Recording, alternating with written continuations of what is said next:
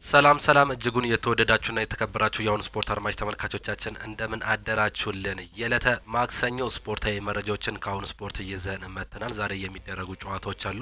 በኤፍኤ ካፑ የተሸነፈው ማንቸስተር ሲቲ ከበርንማውዝ ጋር ዛሬ ምሽት 4 ሰዓት ላይ የሚያደርገው ጨዋታ ይጠበቃል። በተለይም የአውሮፓ ቻምፒየንስ ሊግ ቦታውን ለማስጠበቅ የሚያደርገው ሌላኛው ጉዞ ዛሬ በሜዳውና በደጋፊዎቹ ፊት በኢትሃድ በርንማውዝን የሚያስተናግድበት ጨዋታ አለ። ክሪስታል ፓላስም ከወልቨርሃምፕተን የሚያደርጉት ጨዋታ ይጠበቃል። ማንቸስተር ሲቲ ከክሪስታል ፓላስ ጋር ያደረገውን ጨዋታ እንግዲህ በኤፍኤ ካፑ ፍጻሜ መሸነፉን ተመልክተን ነበረ። እሱንም ዛሬ እነዚህን ሁለት ጨዋታዎች በሰፊው የምንመለከት ይሆናል። የክለብ መረጃዎችንም ይዘን ቀርበናል። ማቲያስ ኩኛ ለማንቸስተር ዩናይትድ እጅግ በጣም መቃረቡን እንዲሁም ደግሞ በቅርቡ ሂር ዊ ጎ እንላለን ሲል ጋዜጠኛ ፋብሪዚዮ ሮማኖ መናገርም ችሏል። ጄሬሚ ፍሪምፖንግም ሊቨርፑል ጋር ያለውን ጉዳይ ለመጨረስ ከጫፍ መድረሱም ነው እየተገለጸ የሚገኘው። እነዚህንና ሌሎች የዝውውር መረጃዎችን የምናቀርብላችሁ ይሆናል። ጁሊያን ቲምበር ቀዶ ጥገናም ሊያደርግ እንደሆነ እየተነገረ ነው የሚገኘው በአርሰናል ቤት። ሌሎችም ክለቦችንም የምንመለከት ነው የሚሆነው። ከእናንተ የሚጠበቀው ሰብስክራይብ በማድረግ የቤተሰባችን አባል መሆን ነው የሚጠበቅባችሁ። ላይክ በማድረግ ደግሞ እንድታበረታቱ እንጠይቃችኋለን። ሁሌም አዳዲስና ትኩስ ስፖርታዊ መረጃዎችን ለማግኘት አሁን ስፖርት ምርጫችሁ ይሁን ነው የምንለው። እኛ ቀጥታ ወደ ፕሮግራሞቻችን አለፍን። ዛሬም በእንግሊዝ ፕሪሚየር ሊግ የሚደረጉ ጨዋታዎች አሉ። ሁለት ያክል የ37ኛ ሳምንት የእንግሊዝ ፕሪሚየር ሊግ ጨዋታዎች ናቸው የሚደረጉት። በዚህ ሳምንት ያሸነፈው ክሪስታል ፓላስ ዋንጫውን ከ120 ዓመት በኋላ ማንሳት የቻለው ክሪስታል ፓላስ በሜዳውና በደጋፊዎቹ ፊት ወልቨርሃምፕተንን የሚያስተናግድ ሲሆን ማንቸስተር ሲቲ ደግሞ ከበርንማውዝ ጋር የሚያደርጉት ጨዋታ ይጠበቃል። እነዚህ ሁለቱ ጨዋታዎች ምሽት 4 ሰዓት ላይ የሚጀምሩ ጨዋታዎች ናቸው። በሴልሃርስት ፓርክ ስቴዲየም አሸናፊው ክሪስታል ፓላስ ከወልቨርሃምፕተን ጋር ነው ዛሬ የሚገናኙ የሚሆኑት። ክሪስታል ፓላስ ማሸነፋቸውን ተከትሎ እንግዲህ የዩሮፓ ሊግ ተፋላሚ መሆናቸውን ወይም ደግሞ በሚቀጥለው ዓመት ለዩሮፓ ሊግ ብቁ መሆናቸውን ማረጋገጥ ችለዋል። ምንም እንኳን በአሁኑ ሰዓት ላይ 12ኛ ደረጃ ላይ መቀመጥ ቢችሉም እንግዲህ የኤፍኤ ካፕን ማሸነፋቸውን ተከትሎ የዩሮፓ ሊግ ተፋላሚ መሆናቸው ነው የተገለጸው። አንዱ የዩሮፓ ሊግ ተፋላሚ እስካሁን ድረስ መለየት ግን አልቻለም። ወልቨርሃምፕተንም እንግዲህ 14ኛ ደረጃ ላይ መጥቷል። አሰልጣኙ ቪክተር ፔሬራን ከቀጠሩ በኋላ እንግዲህ ከ19ኛነት ወደ 14ኛ ደረጃ ለት መምጣትም ችሏል። ነገር ግን ያለፉት ተከታታይ ሁለት ጨዋታዎች ሽንፈት ማስተናገድ ነው የቻሉት። ከዛ በፊት የነበራቸውን ተከታታይ 7 ጨዋታዎች ማሸነፍ የቻለው ወልቨርሃምፕተን አሁን ደግሞ ተከታታይ ሁለት ሽንፈት ማስተናገድ ችሏል። ዛሬ ደግሞ ከአሸናፊው የኤፍኤ ካፕ ዋንጫ ባለድል የሆነው ክሪስታል ፓላስ ጋር በሜዳውና በደጋፊዎች ፊት ወልቨርሃምፕተንን የሚያስተናግድበት የሴልሃርስት ፓርክ ስቴዲየም የሚገኝ ጨዋታ የምንመለከት ነው የሚሆነው። እነዚህ ሁለቱ ክለቦች በተገናኙበት ጊዜ ክሪስታል ፓላስ 25 ጊዜ ያሸነፈ ሲሆን ወልቨርሃምፕተን 27 ጊዜ ማሸነፍ ችሏል። 19 ጊዜ ደግሞ አቻ ነው መለየት የቻሉት። በዚህ ዓመት በተደረገ የሞኒኒክስ ጨዋታ ሁለት አቻ በሆነ ውጤት ማጠናቀቅ ችለው ነበር። በ10ኛ ሳምንት መርሃ ግብር በዛ ጨዋታ ላይ ትሬቨር ቻሎባ እንዲሁም ደግሞ ማርክ ጉዩ ነበር ሁለቱን ጎሎች ለክሪስታል ፓላስ ማስቆጠር የቻሉት። ትሬቨር ቻሎባ ወደ ቀድሞ ክለቡ ቼልሲ መመለሱን መመልከት ይችላል። እነዚህ ሁለቱ የተከላካይ ስፍራ ተጫዋቾች ነበሩ የመጀመሪያው እንዲሁም ደግሞ የመጨረሻውን ጎል ማስቆጠር የቻሉት። ላርሰን እንዲሁም ደግሞ ዣኦ ጎሜዝ ነበሩ ለወልቨርሃምፕተን በሜዳቸውና በደጋፊዎች ፊት የነበረውን ጨዋታ በማስቆጠር ሁለት አቻ በሆነ ውጤት ማጠናቀቅ የቻሉት። ባለፈው ዓመት በዚህ ስቴዲየም በተደረገ ጨዋታ ክሪስታል ፓላስ 3-1 በሆነ ውጤት ማሸነፍ ችለው ነበር። በዛ ጨዋታ ላይ ጆርዳን አዩ እንዲሁም ደግሞ ሽሉፕ ነበር ጎሎቹን ማስቆጠር የቻሉት። በዛሬው ጨዋታ ላይ ይህ ነገር ይደገም ይሆን የምንመለከተው ነው የሚሆነው። እነዚህ ሁለቱ ክለቦች በእንግሊዝ ፕሪሚየር ሊግ ባደረጓቸው ጨዋታዎች እንግዲህ 12 ድል ማስመዝገብ ችሏል። ክሪስታል ፓላስ 13 አቻ እንዲሁም ደግሞ 11 ሽንፈትን ማስተናገድ የቻለ ሲሆን ወልቨርሃምፕተንን ስንመለከት 12 ድል ያለው ሲሆን 19ኙ ግን በሽንፈት ነው ማጠናቀቅ የቻለው። 5 የአቻ ውጤቶችን በዚህ 36 ጨዋታ ባደረገበት የእንግሊዝ ፕሪሚየር ሊግ ማስመዝገብም ችሏል። ኮከብ ጎል አግቢነትን እየመሩ የሚገኙት የነዚህ የሁለቱ ክለቦች ተጫዋቾችን ስንመለከት ጂያን ማቴታ 14 ጎል እንዲሁም ደግሞ 2 አሲስቶች ያሉት ሲሆን በወልቨርሃምፕተን በኩል በማንቸስተር ዩናይትድ በኩል በአሁኑ ሰዓት ላይ ይፈርማል ተብሎ የሚጠበቀው ብራዚላዊ ተጫዋች ማቲያስ ኩኛ 15 ጎል እንዲሁም ደግሞ 6 አሲስቶችን በማስመዝገብ እንግዲህ በወልቨርሃምፕተን ቤት ጥሩ ደረጃን የያዘ ተጫዋች ነው። እንዲህ ደግሞ በእንግሊዝ ፕሪሚየር ሊግ 15 እና ከዛ ጎሎችን በላይ ያስቆጠረ ተጫዋች የሚሆንበትም እድል በአሁኑ ሰዓት ላይ ሁለት ጨዋታዎች በቀሩ በእንግሊዝ ፕሪሚየር ሊግ ማረጋገጥም የሚችልበት እድል እንዳለ እየተመለከትን እንገኛለን።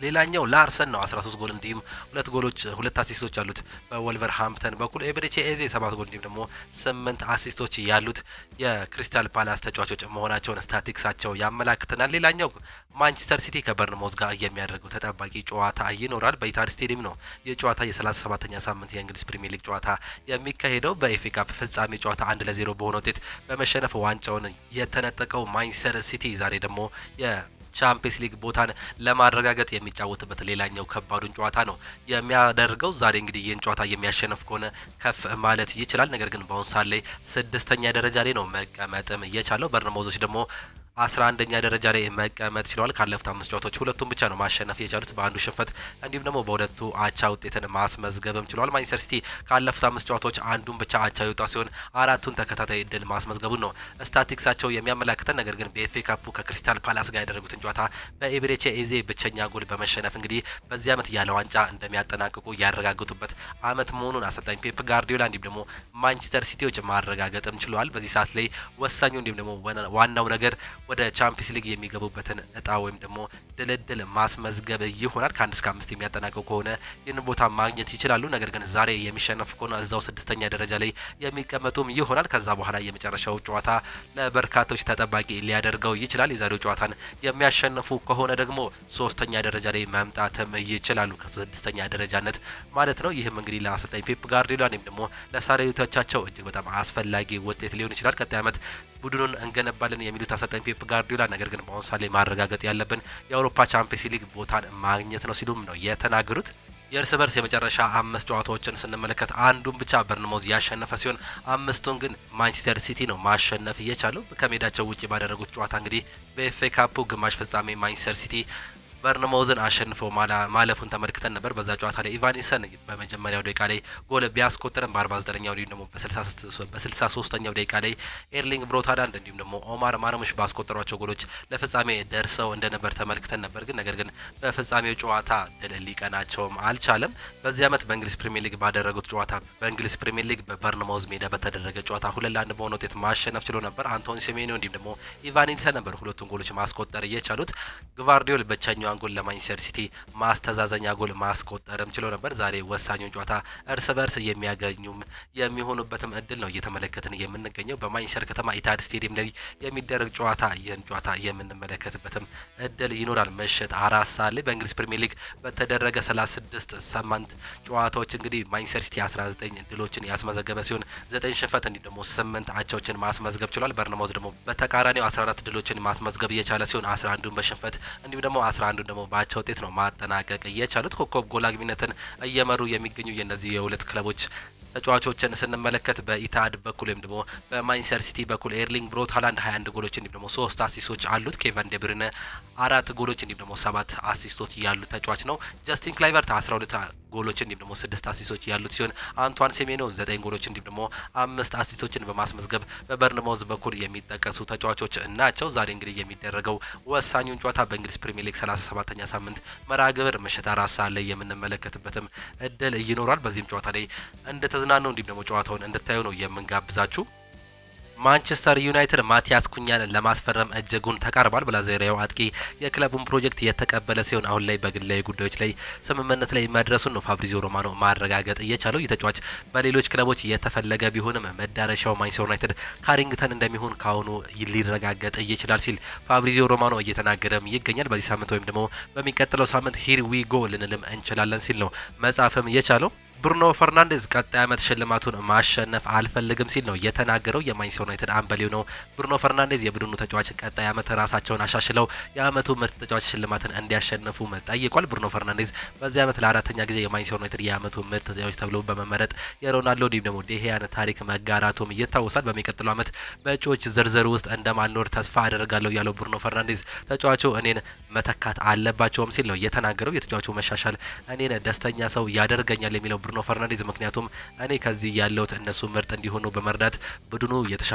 ለማድረግ ነው በማለትም ነው ሀሳቡንም መስጠት እየቻለው። ሌኒ ዮሮ ከቶተንሃም ሆትስፐር ጋር በሚደረገው የዩሮፓ ሊግ የፍጻሜ ጨዋታ ላይ የመጫወት እድል አለው። እሱ የመመረጡ ውሳኔ በፖርቹጋል አሰልጣኝ ሩበን አሞሪም የሚወሰንም ይሆናል። ነገር ግን በአሁኑ ሰዓት ላይ እንዳገገመ ነው መረጃዎች እያሳዩ የሚገኙት። ለማንቸስተር ዩናይትድ ጥያቄም ሊያቀርቡ ነው። በጣሊያን አሰልጣኝ በሲሞኒ ኢንዛጊ የሚመሩት ኢንተር ሚላኖች የማንቸስተር ዩናይትድ የፊት መስመር ተጫዋች የሆነው ጆሹዋ ዚርክዜን ለማስፈረምም ይፈልጋሉ። ኢንተር ሚላኖች ኔዘርላንዳዊ የ23 ዓመት አጥቂ የሆነውን ጆሹዋ ዚርክዜን ለማስፈረም ለማንቸስተር ዩናይትድ የዝውውር ጥያቄን ለማቅረብም ተዘጋጅተዋል። የሴሪያው ክለብ ኢንተር ሚላን የዝውውር ጥያቄውን ለማቅረብ ያቀደው ጆሹዋ ዚርክዜ በውሰት ውል ለ1 ዓመት በመውሰድ ከዛም በኋላ በግዴታ ውል ተጫዋቹን በ35 ሚሊዮን ዩሮ ለማስፈረም ፍላጎት ፍላጎት ያሳዩ ሲሆን ኢንተር ሚላኖች ይህንን የዝውውር ጥያቄ ለማንቸስተር ዩናይትድ የማቅረብ ፍላጎት እንዳላቸው የኮሪደር ዶሎ ዘገባም ያሳያል። ማንቸስተር ዩናይትድ ከተጫዋቹ ጋር ተለያይቷል። ማንቸስተር ዩናይትድ ባለፉት ቀናቶች ከብራዚላዊው የአትላንታ ተጫዋች ከኤደርሰን ጋር ተወያይቷል። ማንቸስተር ዩናይትድ ከተጫዋቹም ጋር ተወያይቷል። ማንቸስተር ዩናይትድ ባለፉት ቀናቶች ከብራዚላዊው የአትላንታ ተጫዋች ጋር ኤደርሰን ጋር ተወያይቷል። ከዩሮፓ ሊግ ፍጻሜ ጨዋታ በኋላ በሁለቱ ወገኖች መካከል ተጨማሪ ግንኙነቶችም ያደርጋሉ ተብሎም ይጠበቃል። ማንቸስተር ዩናይትድ ከእንግሊዙ ክለብ ማንቸስተር ሲቲ እንዲሁም ደግሞ ከጣሊያኑ ክለብ ጁቬንቱስ ቀድሞ ተጫዋቹን የማስፈረም እድልም አላቸው። ነገር ግን የጣሊያኑ ክለብ አታላንታ ለኤደርሰን ዝውውር በትንሹ 60 ሚሊዮን ዩሮ እየጠይቃሉ ሲል ነው አንድ ዘገባ ከጣሊያን እያሳየ የሚገኘው። ይህ የአማካይ ተጫዋች ምናልባትም መዳረሻው ካሪንግተን ሊሆንም ይችላል። ተጫዋቹን ለማሳመን እየተሰራም ይገኛል። የማንቸስተር ዩናይትድ የስፖርቲንግ ዳይሬክተር ጄሰን ዊልኮክ በዚህ ሰዓት ላይ በብዙ የአውሮፓ ታላላቅ ክለቦች እይታ ስር የገባውን የ17 ዓመቱን የሪቨር ፕሌት ተጫዋች የሆነውን ፍራንኮ ማስታንቱኖን በክረምት የዝውውር መስኮት ወደ ማንቸስተር ዩናይትድ እንዲዘዋወር ለማሳመን እየሰሩም ይገኛሉ። የ17 ዓመቱ አርጀንቲና የአጥቂ ስፍራ ተጫዋች ብዙ ተስፋ እየተጣለበትም ተጫዋች ነው። የጄሰን ዊልኮክ እንዲሁም ደግሞ የማንቸስተር ዩናይትድ ዋና የዝውውር ኢላማ መሆኑን ካች ኤንድ ኦፍሳይድ ማስነበብም ችሏል። ፓትሪክ ዶርጉ ስለ ፍጻሜው ጨዋታ እንዲህ ሲል ለሚዲያዎቹም አጫውቷል። የመጣ ነው ከኢግቦ ናይጄሪያ ነው። በፈጣሪ አምናለሁ እናም ሁልጊዜ እጸልያለሁ። ፍጻሜውንም እንደምናሸንፍ ተስፋ አድርጋለሁ። ለዚያም ነው የምጸልየው። እዛ የመጣሁት ለቡድኑ በአስቸጋሪ ሰዓት ላይ ስለሆነ በቡድኑ ምንም ነገር ቀላል እንደማይሆን አውቄም ነበር። በእያንዳንዱ ጨዋታ ላይ እየተሻሻልኩ ነው የመጣሁት። በራስ የመተማመን ስሜት እያደገ ይገኛል። እናም በዚህ የውድድር ዘመን የመጨረሻ ጨዋታዎች እንዲሁም ደግሞ በመጪው የውድድር ዓመት የበለጠ እንደምሻሻል ተስፋ አደርጋለሁ። ሁሉም ነገር የሚወሰነው በትጋት ተስፋ ባለመቁረጥ በአሰልጣኝ እንዲሁም ደግሞ በተጫዋቾች ማመን እንዲሁም ደግሞ አፈጻጸሜን በማሻሻል እንደሆነም አውቃለሁ ሲል ሀሳቡንም ገልጿል። ይህን ዓመት ከባድ ጉዞ ነበር፣ ነገር ግን ወደፊት ብዙ ጥሩ ዓመታት እንዳለን አስባለሁ። የፍጻሜው ጨዋታ ላይ በማተኮር ማሸነፍ ብቻ ነው ያለብን ሲል ፓትሪክ ዶርጉም ተናግሯል። ፋብሪዚዮ ሮማኖ ይናገራል። የቪክተር ዮኬረስ መዳረሻ የእንግሊዝ ፕሪሚየር ሊግ የመሆን እድሉ እየሰፋ ነው። በሱ ላይ ማንቸስተር ዩናይትድ እንዲሁም ደግሞ አርሰናል ትልቅ ፍላጎት አላቸው ሲል ፋብሪዚዮ ሮማኖ ቅርብ ሰዓት ላይ በዩቲዩብ ገጹ ላይ መናገርም ችሏል። ይህን ተጫዋች ይፈልጓል ሲል ነው የተናገረው። የስዊድናዊ አጥቂ ቪክተር ዮኬረስ የወደፊት እጣ ፈንታ ማንቸስተር ዩናይትድ ወይም ደግሞ አርሰናል የመሆን እድሉ 50-50 ነው ሲል ነው የተናገረው። ነገሮች በተወሰነ መልኩ ተቀይረዋልም ሲል አንዳንድ መረጃዎች እየወጡ ይገኛሉ። በቪክተር ዮኬረስ የዝውውር ጉዳዮች ላይ የአርሰናል ብቻ ከመኖሩ ወደ አርሰናል እንዲሁም ደግሞ ማንቸስተር ዩናይትድ እየተቀየረም ይመስላል። ማንቸስተር ዩናይትድ ከፍተኛ ፍላጎት ማሳየትም ጀምሯል። እንደማስበው ዮኬረስ እንዲሁም ደግሞ ማንቸስተር ዩናይትድ በዝውውር እንቅስቃሴ ከማድረጋቸው በፊት በሻምፒየንስ ሊጉ ተሳታፊ መሆን አለመሆናቸውን ለማወቅ እየጠበቁም ይገኛሉ። ማንቸስተር ዩናይትድ እንዲሁም አርሰናል ሁለቱን የሻምፒየንስ ሊግ ተሳታፊ ከሆኑ በሩበን አሞሪም ምክንያት ማንቸስተር ዩናይትድ አጥቂውን የማስፈረም የተሻለ እድል ይኖረዋል ሲል ነው ፋብሪዚዮ ሮማኖ በዩቲዩብ ገጹም በስፋት መናገርም የቻለው። እሱ አስደናቂ አሰልጣኝ ነው። በደንብ አውቀዋለሁ። ተጫዋቾችን የሚንከባከበው መንገድ እጅግ በጣም የሚገርም ነው። ሜዳው ላይ ያለውም መሪነትም የተለያየ ነው። እጅግ በጣም ክብር አለኝ ሲል ፔድሮ ፖሮ ስለ አሰልጣኝ ሩበን አሞሪም ሀሳቡንም ገልጿል። በክረምት የዝውውር መስኮት የእንግሊዙ ክለቦች አስቶን ቪላን እንደሚለቅ ያሳወቁትን አርጀንቲናው የ32 ዓመቱን ግብ ጠባቂ ኤሚሊያኖ ማርቲኔዝ በስፔኑ ክለብ ባርሴሎና እንዲሁም ደግሞ በእንግሊዙ ኃያል ክለብ ማንቸስተር ዩናይትድ እየተፈለገም እንደሚገኝ ዘሰን ስፖርት እየተነገረም ይገኛል። የተጫዋች አርጀንቲናዊ መሆኑ ይታወቃል። የ32 ዓመቱ የዓለም ዋንጫ አሸናፊ የሆነው ኤሚሊያኖ ማርቲኔዝ ወደ ባርሴሎና መሄድ ቢፈልግም ምናልባት ማንቸስተር ዩናይትድ ይህንን እቅዱን በማሰናከል እንግሊዝ ሊያቆየው ይችላል ሲል ነው ዘሰን ስፖርት ይዞት የወጣው። ጁሊያን ቲምበር ቀዶ ጥገናም ሊያደርግ ነው። የመድፈኞቹ የመስመር ተጫዋች የለው ጁሊያን ቲምበር እግሩ ላይ የቀዶ ጥገና ሊያደርግ መሆኑ ዘቴሌግራፍ አስነብቧል። የክለቡ የሕክምና ቦርድ ተጫዋች የሆነውን የብቃት ችግር ለመፍታት ቀዶ ጥገና አስፈላጊ እንደሆነ ማመኑ ነው የተገለጸው። ኔዘርላንዳዊ የመስመር ተጫዋች ጁሊያን ቲምበር ለምን ያክል ከሜዳ እንደሚርቅ እስካሁን ግን ሊገለጽም አልቻለም። ሚኬል አርቴታ በክረምቱ ከታላላቅ የዝውውር ኢላማዎች አንዱን ማስፈረም የሚችሉ ከሆነ ሁለት የአርሰናል ኮከቦች በዚህ ክረምት ኤሚሬትስ ሊለቁ እንደሚችሉ ዘገባዎችም አጠናክረው እየገለጹ ነው የሚገኙት። አርቴታ በክረምት የዝውውር መስኮት ከሶስት ያላነሱ ተጫዋቾች በመሸጥ ቡድኑ ላይ ትልቅ ለውጥ ማድረግም አቅዷል። ይህም እንደ ጀርጊኒዮ፣ ጃኮብ ኪቪየር እንዲሁም ደግሞ አሌክሳንደር ዚንቼንኮ የመሳሰሉትን ያጠቃልላል። ነገር ግን ዘታይምስ እንደዘገበው ከሆነ ሁለት ተጨማሪ ኮከቦች ለገበያ ይቀርባሉ ተብሎም ይጠበቃል። ሚኬል አርቴታ አዲስ የክንፍ ተጫዋች ማስፈረም ከቻለ ሊያንድሮ ትሮዛርድ እንዲሁም ደግሞ የጋብሪኤል ማርቲኔሊ የአርሰናል ቆይታ አጠራጣሪ እንደሚሆን ነው የተገለጸው። ጃኮብ ኪቪየር በብዙ ነገር እየረዳኝን ሚካኤል አርቴታ ነው ሲል ነው የተናገረው።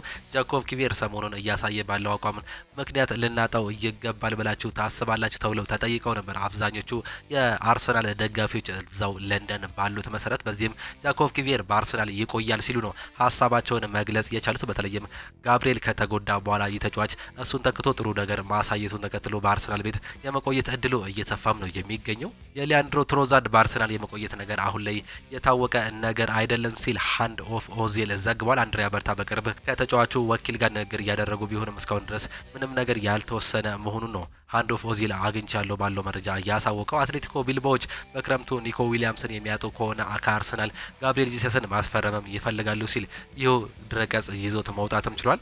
ፍሎሪያን ዊርትዝ በቀጣዩ ዓመት በእንግሊዝ ተጫውቶ የእንግሊዝ ዋንጫን ማሳካት ይፈልጋል። ከነዚህም ተመራጮች ክለቦች ሊቨርፑል እንዲሁም ደግሞ ማንቸስተር ሲቲ ዋነኞቹ ናቸው። በቅርበትም ይከታተለዋል ሲል ነው አንድ ዘገባ ከነዚህ ከሁለቱ ክለቦች በአንዱ ላይ ሊገኝ ይችላል ሲል ሀሳቡንም የገለጸው። ሃንጋሪያው ሜሊዮስ ኪርኪዝ ከክለቡ አጋር ጋር የመጫወት ጥልቅ ፍላጎት አለው። ሊቨርፑል በዝውውር ላይ ከገፋበት ማይሳካበት ምንም ምክንያት የለም ሲል አንድ የሃንጋሪ ጋዜጣ እየዘገበም ይገኛል። ሌሎች መረጃዎችም እንደሚያሳዩት ከሆነ ሜሊዮስ ኪርኪዝ በዚህ ክረምት ወደ ሊቨርፑል የሚያደርገው ነገር እጅግ በጣም እየተቃረበ ነው። ሌሎች ነገሮች ወይም ደግሞ አንዳንድ አዳጋጅ ነገሮች ካልመጡ በስተቀር ከተጫዋቹ ጋር ስምምነት ላይ ደርሰዋል። አሁን የሚቀረው ከክለቡ ጋር ከበርንማውዝ ጋር ብቻ ነው ሲሉ ነው የገለጹት። ሊቨርፑሎች ሜሊዮስ ኪርኪዝን ለማስፈረም ከበርንማውዝ ጋር ንግግር ጀምረዋልም እየተባለም ነው የሚገኘው። ቀያዮቹ በተመሳሳይ ከሜሊዮስ ኪርኪዝ የግል ስምምነቶችን እያጠናቀቁ ይገኛሉ።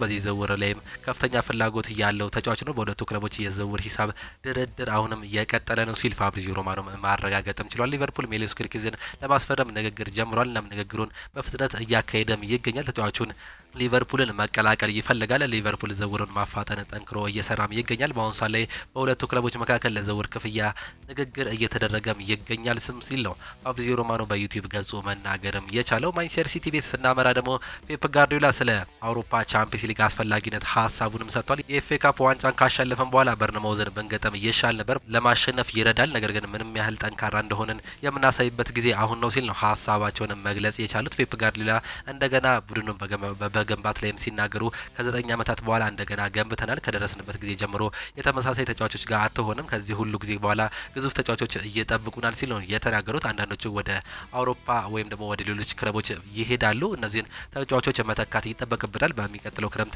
ይህን ነገር እናደርገዋለን ሲሉ ነው የተናገሩት። ፔፕ ጋርዲዮላ በመጨረሻው ጨዋታም ሲናገሩ ስለ ሽንፈት እንዲሁም ደግሞ በደንብ ካልተጫወትክ ታዝናለህ፣ በዚህ አጋጣሚ መሸነፍ አይገባም፣ ነገር ግን ይቅርታ፣ በጣም ጥሩ ተጫውተናል፣ ተጫዋቾቹ ሁሉም ነገር አድርገዋል ሲሉ ነው የተናገሩት። እግር ኳስ ግቦችን ማስቆጠር ነው፣ እኛ ግን አላደረግነውም፣ በጥሩ ሁኔታ አልተሳካልንም ሲሉ ነው የተናገሩት። ፔፕ ጋርዲዮላ ሪኮ እንዲሁም ደግሞ ማካቴ ለምን ከፓላስ ጋር በቡድን ውስጥ እንዳልነበሩ ሲጠየቁ 24 ተጫዋቾች አሉ፣ ለውጦች ማድረግ ፈልጌ ነበር፣ በእነሱ ላይ ምንም የለም፣ እወዳቸዋለሁ፣ አደንቃቸዋለሁ፣ ነገር ግን በዛ ጨዋታው ላይ 24 ተጫዋቾችን መርጫለሁ፣ እነሱን ግን ማካተት አልቻልኩም ሲሉ ነው የተናገሩት።